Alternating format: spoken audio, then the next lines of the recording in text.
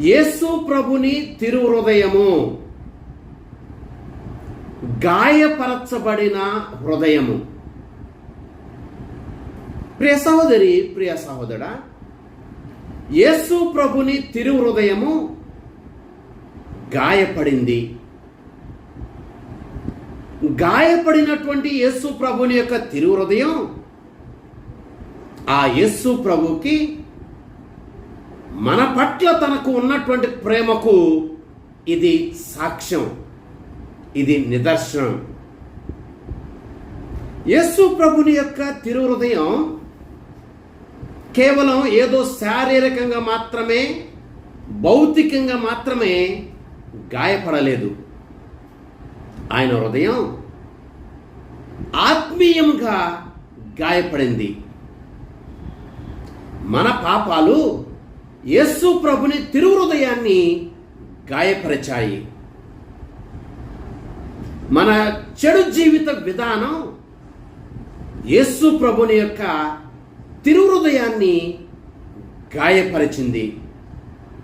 మన చెడు నడవడిక యేసు ప్రభుని తిరుహృదయాన్ని గాయపరిచింది. మన స్వార్థం, మన అసూయ, మన గిట్టతనం, మన కుళ్ళుబోతుతనం యేసు ప్రభుని తిరుహృదయాన్ని గాయపరచాయి. ప్రార్థన అంటే మనకున్నటువంటి అశ్రద్ధ,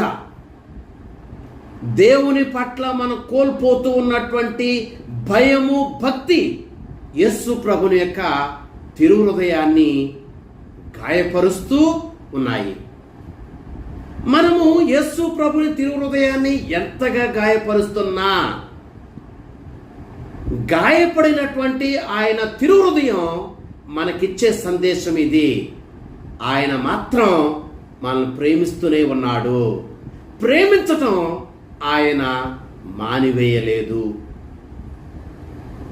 ఈ సత్యాన్ని మనం ఒక చిన్న దృష్టాంతం ద్వారా తెలుసుకుందాం. ఒకసారి ఓ తల్లి తన కుమారునితో పాటు రోడ్డు మీద నడుచుకుంటూ వెళ్తూ ఉంది. అకస్మాత్తుగా ఓ కారు అదుపు తప్పి వారి మీదకు వచ్చింది. బిడ్డకు ఎక్కడ ప్రమాదం జరుగుతుందో అని చెప్పి వెంటనే ఆ తల్లి ఆ బిడ్డను ప్రక్కకు తోసివేసింది. కానీ ఆ తల్లికి మాత్రం తీవ్రమైనటువంటి గాయాలు కలిగాయి. ప్రియ సహోదరి, ప్రియ సహోదరుడా, ఆ తల్లికి అయినటువంటి ఆ గాయాలు, ఆ తీవ్రమైనటువంటి గాయాలు ఆ తల్లికి తన బిడ్డ మీద ఉన్నటువంటి ప్రేమకు సాక్ష్యం, నిదర్శనం. అలాగే గాయపడినటువంటి యేసు ప్రభుని యొక్క తిరుహృదయం నీ పట్ల, నా పట్ల, మన పట్ల, నీ కుటుంబం పట్ల, నా కుటుంబం పట్ల, మనందరి కుటుంబం పట్ల ఆయనకున్నటువంటి ప్రేమకు సాక్ష్యం, నిదర్శనం. మనము ఎన్ని విధాలుగా అనుదినము ఆయన హృదయాన్ని గాయపరుస్తూ ఉన్నా, ఆ గాయపడుతున్నటువంటి ఆయన తిరుహృదయం మనకిచ్చే సందేశం ఇది: ఆయన మాత్రం మనల్ని ప్రేమించటం మానలేదు, ఆయన ప్రేమిస్తూనే ఉన్నాడు. బైబిల్ గ్రంథము నుంచి కొన్ని ఉదాహరణ ద్వారా ఈ సత్యాన్ని మనం తెలుసుకుందాం.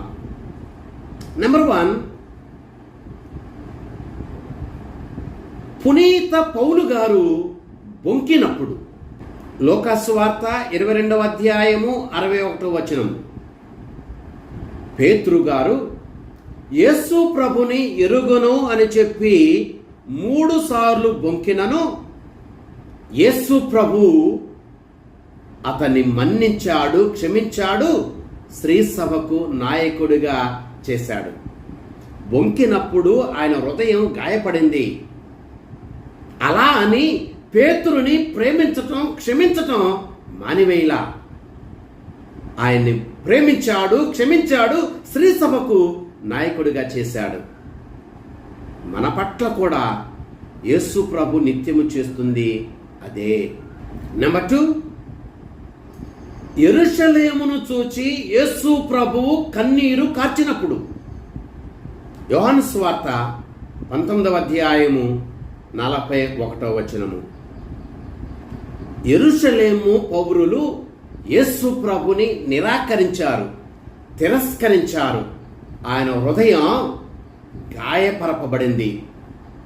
అయినా సరే నాశనం అవుతున్నటువంటి ఆ యెరూషలేమును చూచి యేసు ప్రభు కన్నీరు కార్చారు. ఎందుకు కన్నీరు కార్చారంటే ఆ యెరూషలేము నాశనము కాకూడదు అని, ఆ యెరూషలేము రక్షించబడాలి అని. ఆయన హృదయం గాయపడినా ఆయన ఆ యెరూషలేము కోసం కన్నీరు కార్చాడు. నెంబర్ 3, యేసు ప్రభు సిలువపై వేలాడుతున్నప్పుడు. యోహాను సువార్త 19వ అధ్యాయము 34వ వచనము. యేసు ప్రభు సిలువలో వేలాడుతూ ఉన్నప్పుడు సైనికుడు వచ్చి బల్లెముతో తన ప్రక్కల పొడిచాడు. ఆ గాయము నుండి రక్తము, నీరు స్రవించింది.